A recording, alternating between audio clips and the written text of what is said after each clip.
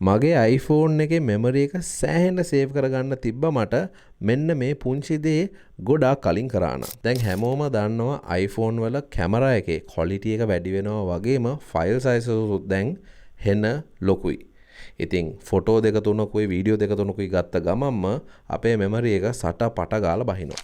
හැබැයි මම ඕගොල්ලන්ට මේ ටිප් එක ෂෙයා කරන්න කලින් කියන්න ඕනේ ඕගොල්ලෝ ගාව high capacity මෙමරි එකක් තියෙන iPhone එකක් ගන්න බජට් තියෙනවා නම් එන්නේ ඔප්ෂන් එකට යන්න. මොකද ඒක ඊට වැඩිය ලේසි. හැබැයි මම මේ කියන්න යන ටිප් එකෙන් ඔගොල්ලන්ට සල්ලි කීයක් හරි ඉතුරු කරගන්න පුළුවන් වෙයි. ඉතින් මම ගොඩාක් රිසර්ච් කරලා හොයාගත්ත මෙතඩ් එකක් තමයි මෙන්න මේ පුංචි කේබල් එකෙන් කොහොමද මගේ මෙමරි සේව් කරගන්නේ කියලා. ඉතින් ඇත්තටම මේ කේබල් එකෙන් නෙමෙයි මෙමරි එක සේව් වෙන්නේ.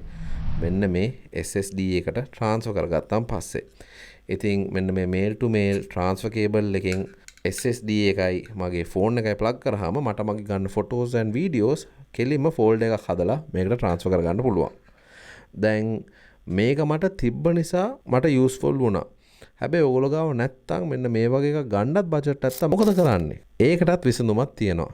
කරන්න තියෙන්නේ ඕගොල්ලෝ AliExpress එකට ගියාම ඕගොල්ලෝගේ ෆෝන් එකට ගැලපෙන data transfer cable එකක් ගන්න, එක්ක memory card එකක් නැත්තම් pen drive එකක් ගහගන්න.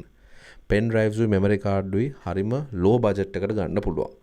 දැන් හැමෝටම මෙන්න මේ option එක හරියන්නේ නැහැ. හැබැයි මේ option එකෙන් ඕගොල්ලන්ට අනිවාර්යයෙන්ම සල්ලි ටිකක් ඉතුරු කරගන්න පුළුවන්.